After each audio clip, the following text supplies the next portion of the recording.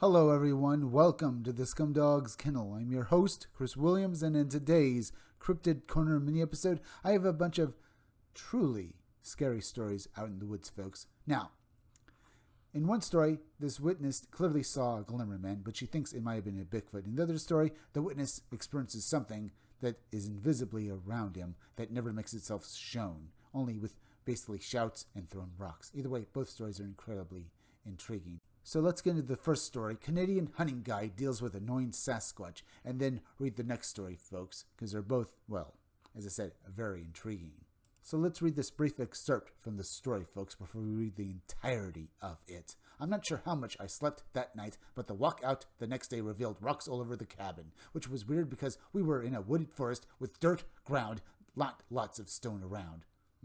The following account was forwarded to Phantoms and Monsters by his friends and colleagues at Kyle and Cam at Expanded Perspectives. So if you want to look at the story for yourselves, folks, you know where to look. Either way, let's get into the real story now. I was a guide in the East Katine Mountains in British Columbia, Canada, and there was one night, I cannot explain what happened. I was dropped off to cut a horse trail, which is a trail for horses to come through. Right off the bat, everything went calm. Everything was silent. There were weird wood knocks, banging, and whoops in between the silence. My job was to take a chainsaw and cut a horse trail. It got so creepy that I didn't want to turn off my chainsaw because the silence was so eerie, but eventually I did turn it off because we only had a certain amount of fuel.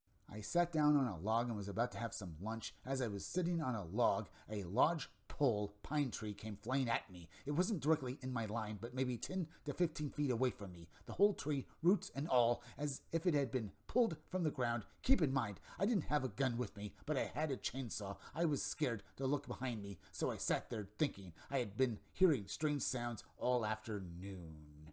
So once again, folks, this person says he didn't see anything, but he definitely heard and felt something that was around him. For all you knew, folks, this creature was right in front of him, but it was invisible to his sight.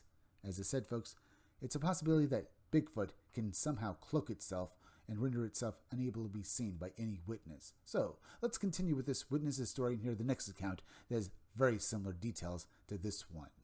I stood up and started my chainsaw to make some noise. I continued to the end of where the trail is supposed to be, a hunting cabin where I was spending the night. I noticed that the second the chainsaw wasn't running, the knocking, whooping, and banging were happening in the distance. Throughout the night, rocks were hitting the roof. Not constantly, but just enough to keep a person up. It was such a terrifying night. At one point, I questioned turning the chainsaw on in the cabin to make some noise, but carbon monoxide poisoning is a real thing. I'm not sure how much I slept that night, but the walk out the next day revealed rocks all over the cabin, which was weird because we were in a wooded forest with dirt ground, not lots of stone around. At least that's what the witness thinks, at least, folks. If these were Bigfoot, I have no doubt that they could easily find these rocks by digging into the ground and then tossing them onto the cabin's roof. Now, this story is very much and very similar to a extremely old but famous Bigfoot stories in Bigfoot circles about these hunters who were trapped in a cabin, and during the night they heard these large boulders being thrown on top of it. Now, this story sounds incredibly similar to that one. Either way, let's finish off the article now and get to the next story. The next time our crew ended up going to that hunting cabin, it was shut down due to severe damage to the cabin, as if it had been trashed inside and out. It was odd. I would suspect it was Sasquatch. I believe they do exist, and A here might be exactly right, folks. But then again, from the sounds of it, it could basically be either a Bigfoot sign or possibly even another cryptid sign like Dogman, which is certainly who the witness thinks was the cause in the next story, folks. So, either way, do you think that this story actually took place, folks? It could be that this guy heard this previous story, like I mentioned, with these hunters trapped in a cabin and being bombarded by rocks during the night, and maybe he was inspired to basically create his own story.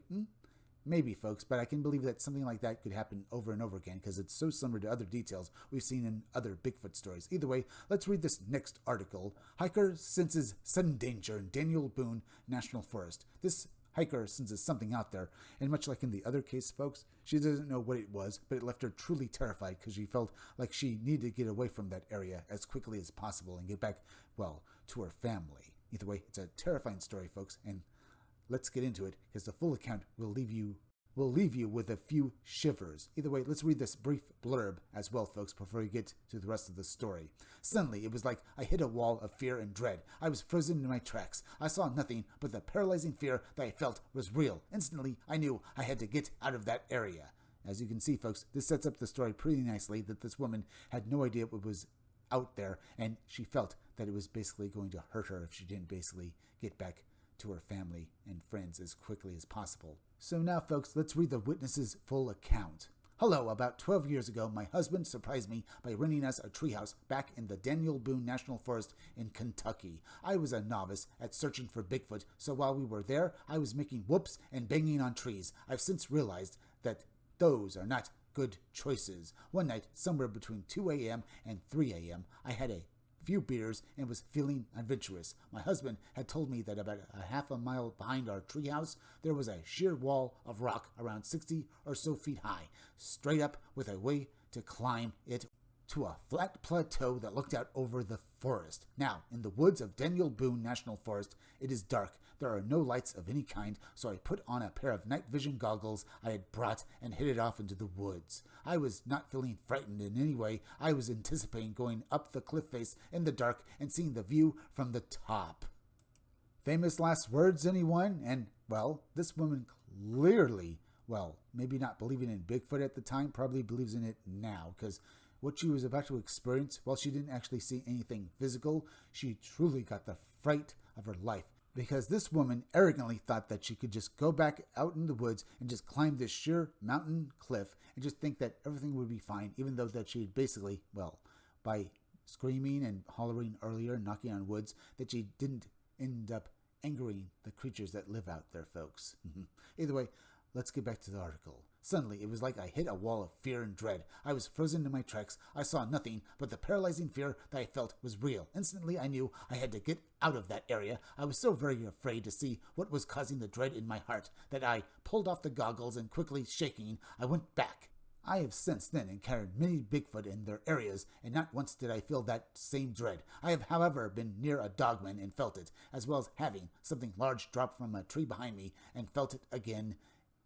So, could it have been a dogman that this woman encountered? Or maybe, well, it was a glimmerman or some other weird creature in the woods, and it didn't take kindly to her basically hollering and making a noise out in the woods and decided to target her if it ever got the chance. And apparently she did basically give this entity a chance to basically frighten the living wits out of her. It didn't even have to basically show her its actual true form or, well, reveal itself at all.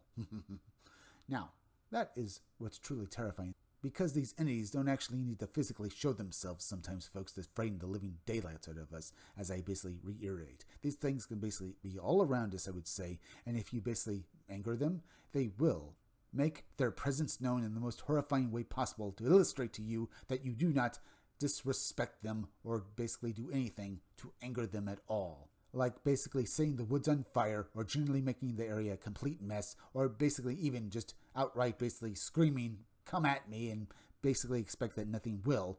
These entities will take up that challenge and basically say to you, "I am here. Do not anger me." That's what they're saying here, folks. This is the feeling I get with these two stories. In the first story, this guy was doing his job, but clearly these entities out there didn't like him out there. So they basically said, and they were trying to get him out there as quickly as possible. In this story, folks, I would say that this woman basically wasn't so obnoxious at first by basically banging on trees and basically whooping and hollering that maybe these entities wouldn't have basically approached her and basically approached her to frighten the living, well, wits out of her. So that's all I can say, folks. Now, I can hear the skeptics out there saying that, well, this woman and that guy, they didn't see anything physical. It was probably just their nerves and maybe even hallucinations that these people are prone to having. I mean, we don't know the history of these two people, folks. They might have mental issues, or at the very least, maybe it was the fact that they were alone and that their imaginations run wild, that they basically, well, heard and felt these things around them. That doesn't mean that these were actually Bigfoot or Dogman or any other supernatural entity out there. And I have to say in response, folks, you can say that as much as you want, but I can also say that maybe indeed they were, and then indeed these people were telling the truth. Either way, folks, very interesting stories, but we're at the end, so please go subscribe to my YouTube channel. Read comics, they're bad for you. You can use the YouTube link down below in the descriptions or the chat to go subscribe to my channel. I am Chris Williams from the Scumdogs Kennel. Thank you all for joining me. I'll be back again tomorrow with another great video. So make sure to come back again then. Till next time, folks, I'll see you all again soon.